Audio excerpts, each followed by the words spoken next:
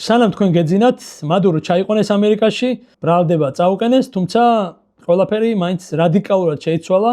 ტრამპი ერთს ამბობს, ვენესუელაში მეორე ხდება და მსოფლიო კიდევ ველოდება პასუხებს. Aquí lo esperan Miraflores! No se tarden llegar, cobarde! ოდით დეტალურად განვიხილოთ ძალიან საინტერესო ისტორია და მივყვეთ თავიდან. 2026 წლის 3 იანვარს ადგილობრივი დროით, ვენესუელის დროით, ღამის 2 საათზე ვენესუელის დედაქალაქში კარაკასში აფეთქებების ხმა გაისმა. რამდენიმე წუთში მსოფლიო მედიამ გაარკვია, რომ პრეზიდენტმა ტრამპმა ვენესუელაში არსებულ ობიექტებზე, მათ შორის სამხედრო ობიექტებზე დარტყმების განხორციელების ბრძანება გასცა. ამით დაიწყო დიდი ხნის მოსალოდნელი სამხედრო ოპერაცია ვენესუელაში, იცით რომ რამდენიმე თვეა ამაზე მიდის საუბარი. ჩვენ ვენესუელის ისტორია, მათ შორის უახლესი ისტორია ვენესუელის სხვა ვიდეოებში უკვე მოვყევი და გირჩევთ ნახოთ, მართლა ძალიან საინტერესო ვიდეო, დაახლოებით 20 წუთიანი ვიდეოა და სრულად გეცოდინებათ ვენესუელის სამხედრო პოლიტიკური რეალობა. ახლა კი გავაგრძელოთ წუხანდელ, გუშინდელ და გუშინწინდელ ამბებზე საუბარი. მას შემდეგ რაც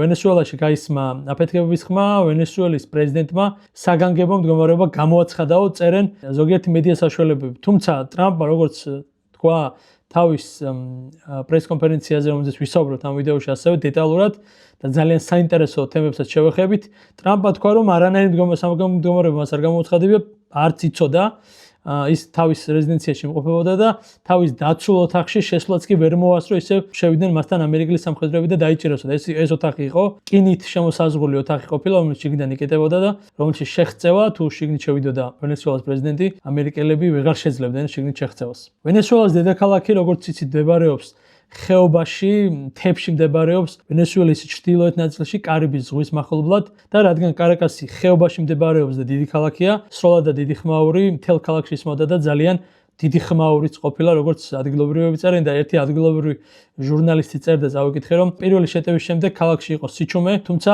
ყველა გამალებით წერდა ერთმანეთს, რომ გაერკვიათ რა მდგომარეობაში იყვნენ, კარგად იყვნენ თუ არა ისინი. რამდენიმე საათის შემდეგ დასავლური მედიამ გაარკვია ყველა სამიზნე, რომელიც ამოიღო ამერიკამ მიზანში, ეს იყო პირველ რიგში ეს იყო, რა თქმა უნდა, ფრანკო დე მირანდა საჰაერო ბაზა, იგივე ლა კარლოტა, რომელიც ერთ-ერთი მთავარი საჰაერო ბაზა არის ვენესუელაში. მეორე იყო პორტ ლა გუაირა, კარაკასის კარიბის ზღვასთან გამოკავშირებელი მთავარი დერეფანი, რომელიც მირანდას შტატში მდებარეობს. შემდეგ ყოფილა ჰიგეროტეს აეროპორტი, რომელიც ასევე მირანდას შტატში მდებარეობს და მომდევნო სამიზნე ფუერტო ტიუნა, კარაკასში მდებარე მნიშვნელოვანი სამხედრო ობიექტები, ხოლო მეხუთე სამიზნე იყო ელ ვულკანი, სატელეკომუნიკაციო კოშკი, სერო ელ ვულკანზე, რომელიც მაღალმწვერვალზე მდებარეობს ასევე მირანდას შტატში და როგორც ხედავთ, ამერიკა მიზანში ამოიღო სამხედრო დანიშნულების ობიექტები და ტელესაკომუნიკაციო ანძა. თუმცა ეს ყველაფერი მერე გაირკვა, პირველი ინფორმაცია, რაც სოფლიომ გაიგო, ის იყო, რომ რაც დაწერა დონალდ ტრამპმა, რომ მათ უკვე გაიყვანეს ვენესუელიდან ნიკოლას მადურო და მისი ცოლი და ეხლა მიყავთ ამერიკაში. მალევე გაირკვა, რომ მადურო გაიყვანა ამერიკიდან დელტა ფორსმა, ეს არის ამერიკის არმიის მთავარი ანტიტერორისტული დანაყოფი და სწორედ ამ ანტიტერორისტულმა დანაყოფმა ჩაატარა მთელი ეს ოპერაცია. მოვლენებიდან რამდენიმე წუთში დელსი როდრიგესმა, როგორც ტრამპმა თქვა, აუდიო ჩანაწერი გაუგზავნა ამერიკას და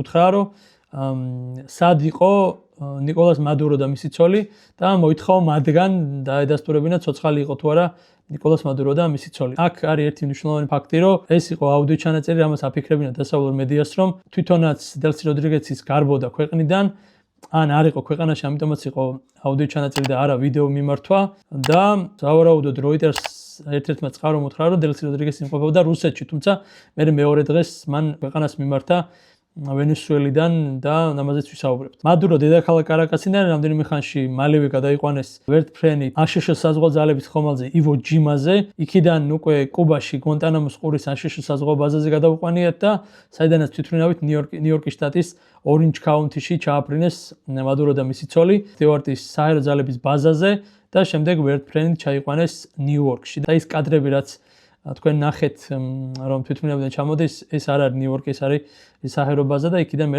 ვერტფრენით გადაიყვანეს ნიუ-იორკში. საერთო ჯამში ვენესუელის ლიდერმა დატყვევებიდან, რომ ვენესუელიდან ამერიკაში ჩასვლამდე გაიარა დაახლოებით 2100 კილომეტრი.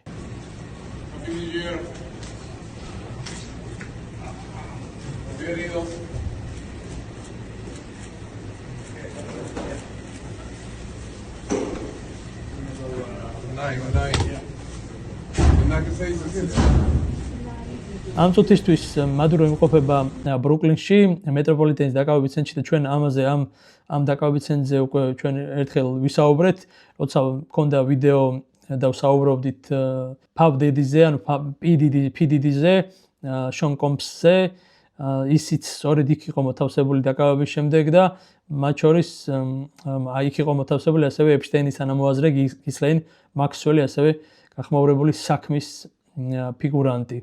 როგორც ამბობენ, მადუროს და მის ცოლს სასამართლოს წინაშე წარადგენენ ორშაბათს. მანამდე ის დარჩება ნიუ-იორკში, ბრუკლინის წინასწარ დაკავების ცენტრში. აქვე უნდა ვთქვათ, რამდენი ხანია ამერიკას, ლათინურ ამერიკაში ასე პირდაპირ ჩარევა არ განახორციელებია და ეს არის 1999 წელი. აი 99 წლის შემდეგ მაშინ პანამაში შეიჭრა ამერიკა, იქიდან სამხედრო ლიდერი მანუელ ნორიეგა ჩამოაგდო, წაიყვანა იქიდან, თუმცა მაშინ როგორც მახსოვს, ვატიკანის საელჩოს შეაფარა თავი ნორიეგამ, თუმცა რამდენიმე კვირის შემდეგ, რამდენიმე დღის შემდეგ მათ ამერიკელებმა წაიყვანეს ნორიეგა ამერიკაში და გაასამართლეს. მაშინდელისგან განსხვავებით, ვენესუელაში ჯერჯერობით სამხედრო დაპირისპირება არ გამართულა. მაშინ იყო მცირე სამხედრო დაპირისპირება, თუმცა პანამას ძალებმა ეხლა ცხადია ამერიკას ვერ გაუწიეს, ვერანაირი წინააღმდეგობა და მალევე დასრულდა ეგ ომი, რა თქმა უნდა, პანამის მდროინდელი რეჟიმის დამარცხებით. სანამ მადუროს გადაიყვანდნენ ნიუ-იორკის წინასწარ დაკავების ცენტრში, მანამდე ტრამპმა უკვე გამოაქვეყნა ცნობილი ფოტო, სადაც სპორტულებში არის გამოწყობილი მადურო, თვალები აქვს ახვეული, ყურზე უკეთია ყურსასმენები თუ არ მეშლება, როგორც წერდა ტრამპი, რომ ეს იყო გადაღებული სწორედ ივო ჯიმას კემპზე, სანამ გადაიყვანდნენ კუბაში სამხედრო ბაზაზე, საიდანაც მე გადააფრინეს ამერიკაში მადურო. ამის გარდა, ამ ფოტოს გარდა ტრამპმა პრესკონფერენციაზე ხალხსაც მიმართა, მასთან ერთად იყო კიდევ რამდენიმე პირი, მათ შორის გენერალი, ვინც ეს სპეცოპერაცია დაგეგმა და განახორციელა, იქ იყო მდივანი ჰექსეტი, იქ იყო მარკო რუბიო და სხვა პირები და მე ფოტოც გამოქვეყნდა, აი მთელი ამ ოპერაციის განმავლობაში ეს ადამიანები როგორ იყვნენ ერთად შეკრებილები და იქიდან ადევნებდნენ თვალყურს ამ სპეცოპერაციას. მოდი ახლა მნიშვნელოვანი ფაქტები გამოვყოთ ტრამპის პრესკონფერენციიდან, რაზე ისაუბრა მან. პირველი რაც თქვა ის არის, რომ ამჟამად ამერიკა მართავს ვენესუელასო და რომ დაუსვოს კითხვა ვის საშუალებითო, მან თქვა, რომ ჰექსეტი და რუბიო იქნებიან ვენესუელას მართველები, სანამ გონიერად არ გადააბარებენ ხელისუფლებას ვენესუელელებს. თუ ეს მართველობა, ამერიკული მართველობა გეგმის მიხედვით არ წავაო, ამერიკა მზად არის, რომ მეორე უფრო ფართო მასშტაბიანი ოპერაცია განახორციელოს, სპეცოპერაცია განახორციელოს ვენესუელაში, მაგრამ ეს სამხედრო ჩარევაო წესით უნდა გამოვრიცხო, თქვა ტრამპმა, იმიტომ რომ რა შედეგებით პირველმა სამხედრო ოპერაციამ გააკეთაო, იმას მერე არ მგონია რომ გაბედოს ვინმე ვენესუელაში, რომ ისევ წინააღმდეგობა გაგვიწიოსო და თუ გაგვიწევენ წინააღმდეგობას, იმაზე კაცრი ბედიელით ვიდრე მადუროსო, დაახლოებით ასეთი იყო მისი სიტყვები, ამიტომ ჭკუით ვიყავითო ესე გამოვიდა ფაქტიურად. თუმცა დაბნეულობა რამაც გამოიწვია მათ შორის ვენესუელაში და რამაც ვენესუელის ოპოზიციაში დაბნეულობა შეიტანა, ის არის რომ მარია კორინა მაჩადო, რომელიც არის ოპოზიციის ლიდერი და რომელსაც მისცეს ვენესუელის ოპოზიციის ლიდერი, რომელსაც მისცეს წელს მშვიდობის დარგში ჩარშან უბრალოდ ნობელის პრემია, მაშინ როცა ტრამპი უმიზნებდა ამ ნობელის პრემიას, სწორედ ამ ვენესუელის ლიდერს მიცეს, მან თქვა, რომ ეს მარია კორინა მაჩადო ხარდაჭერა არ აქვს, პატივისცემა არ აქვს და გაუჭირდება ვენესუელის მართვაო. მერე იქამდე იყო მაჩადო უკვე ტელევიზიით გამოსული, არ იმყოფება მაჩადო ქვეყანაში და თქვა, რომ გონსალესი უნდა გადაიბაროს ხელისუფლებაო გონსალესმა. გონსალესი ეს არის შარშან არჩევნები გაიმართა, როგორც იცით, რომელსაც არ აღიარებს არც ერთი შედეგებს, არც ერთი ქვეყანა დასავლეთში და არც აღმოსავლეთში პრინციპში, გარკვეული ქვეყნების გარდა ცხადია მიხვდებით, რომელიც იქ იყო კონკურენტი, სწორედ მადუროს კონკურენტი იყო ეს გონსალესი და მას მიმართა მაჩადომ და თქვა, რომ ის უნდა იყოს ახლა ახალი პრეზიდენტიო. ამის ტრამპის შემდეგ ტრიბუნალთან მივიდა გენერალი დინკეინი, ჩვენ ამ გენერალზე გითხარით უკვე და მან სამხედრო ოპერაციის დაგეგმვის ზოგიერთი დეტალი გაამხილა. მან თქვა, რომ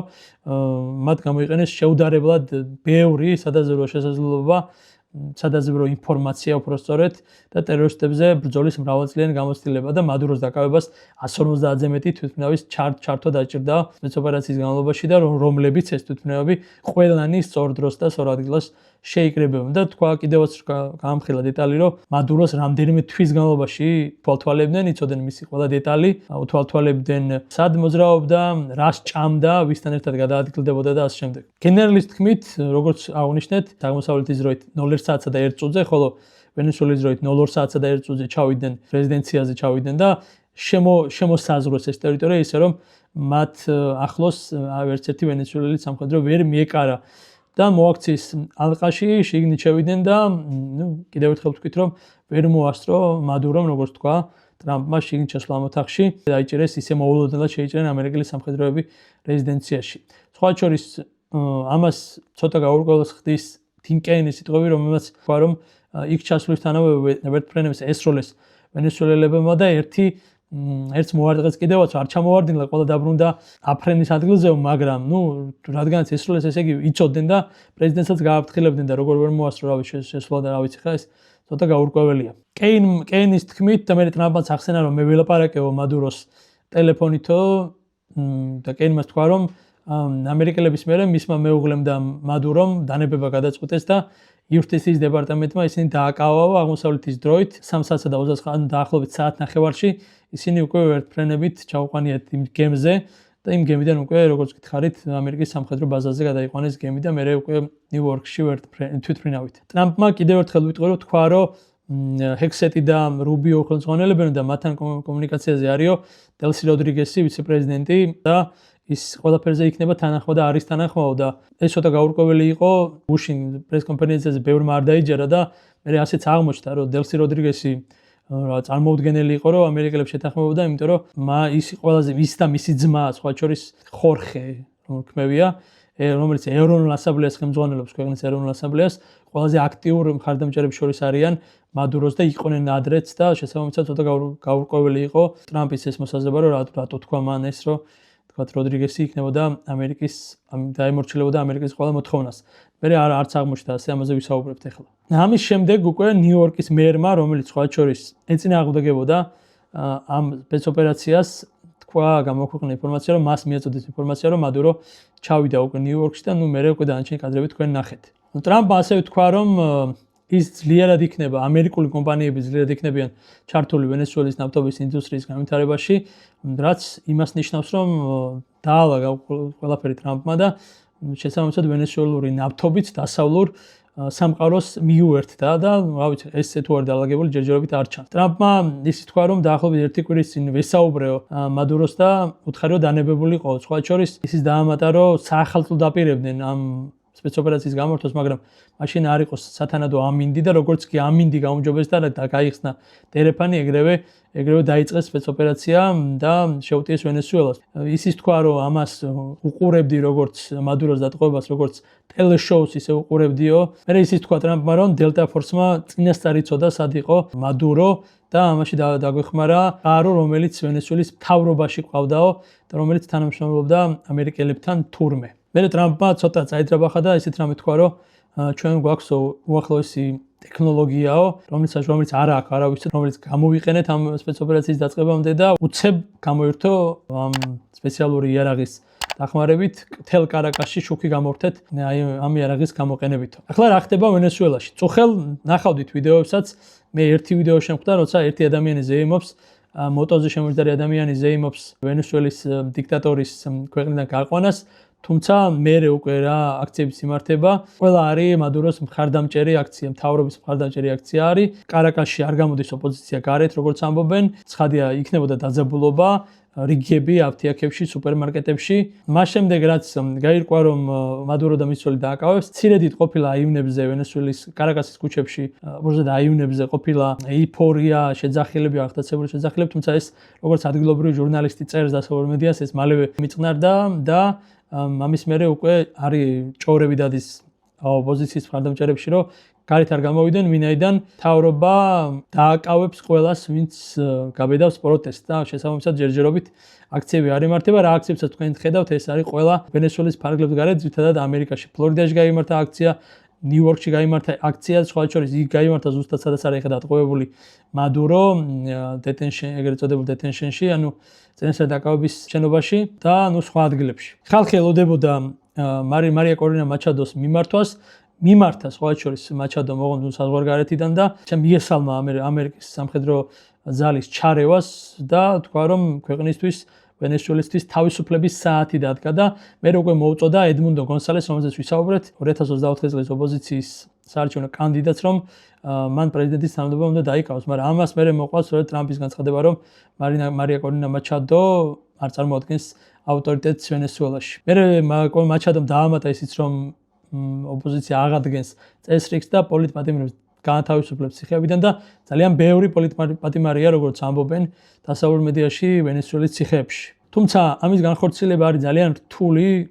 ედმუნდო გონსალესიც არის საზღვარგარეთ, მაჩადოც არის საზღვარგარეთ, არავინ არ ჩადის ახლა ვენესუელაში, გასაგებია, არც აქციები არ იმართება და აქციებს ვინც მართავს, ეს არის მთავრობის მხარდამჭერი პირები მართავენ, მაგალითად კარაკაში მიტინგი გაიმართა, ჩვენ გვინდა მადურო და ამ აქციას ხელმძღვანელობდა კარაკასის მერი კარმენ მელენდესი. ოპოზიცია კი ჯერჯერობით ქუჩაში გამოსვლას ვერ ბედავს. რა გამოხმაურებებია მსოფლიოში? ჩვენ უკვე ვისაუბრეთ, სამხრეთ ამერიკის თითქმის ყველა ქვეყანამ დაგმო, უბრალოდ გააკრიტიკა ეს ჩარევა და მაგალითად ბრაზილიის პრეზიდენტმა თქვა, რომ ეს არის ძალიან დიდი შეურაცხყოფა ვენესუელის სუვერენიტეტისთვის და საერთაშორისო საზოგადოებას მოუწოდა, რომ ენერგიულად უპასუხოს და ერთადერთი ვინც დაიცვა დონალდ ტრამპი, რა თქმა უნდა, იყო მისი მოკავშირე არგენტინის პრეზიდენტი ხავიერ მილეი, რომელსაც თქვა, რომ ისინი ზეიმობენ ნარკოტერორისტი დიქტატორის მადუროს დამხობას და ერთადერთი აი სწორედ ეს განცხადება სამხრეთ ამერიკიდან მიიღო მხარდამჭერი ტრამპმა, რეალური სხვა ქვეყნებმა,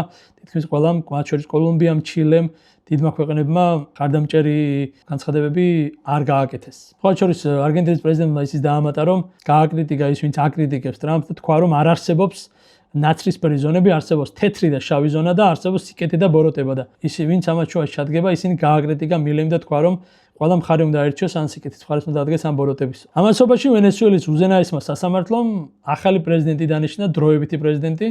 ეს არის დელსი როდრიგესი, რომელზეც უკვე გესაუბრეთ, ის ხელმძღვანელებს ვენესუელას დროებით, სანამ ისინი ითხოვენ, რომ მადურო დააბრუნოს ამერიკამ, მაგრამ მადუროს დამბრუნებელი ამერიკა არ არის, ამიტომ დელსი როდრიგესი იქნება დროებითი პრეზიდენტი ვენესუელის ამჟამინდელი რეჟიმის მიხედვით. მაშასე ნიკოლას მადუროს წაუყენეს უკვე ბრალი ნარკოტერორიზმის შეთქმულებაში, კოკაინის შემოტანაში, ტყვიამქოებისა და დესტრუქციული მოწყობილობების შენახვაში, ამავე იარაღის ფლობაში და შეთქმულებაში ამერიკის წინააღმდეგ, რაც არის, რა თქმა უნდა, მძიმე ბრალდება. მაჩადოს ტრამპმა უწოდა უავტორიტეტო, გონსალესის პოზიცია უცნობია, დელსი როდრიგესი დროებითი პრეზიდენტია. ტრამპმა როგორც იცით პირობა დადო, რომ ის შეაჩერებდა ომებს სხვა ქვეყნებში, თუმცა ომის გარეშე რა ბედიელის ვენესუელას ამას მომავალი გაარკვევს, თქვენ კი მანამდე გამოიწერეთ არხი და დალაიქეთ ეს ვიდეო.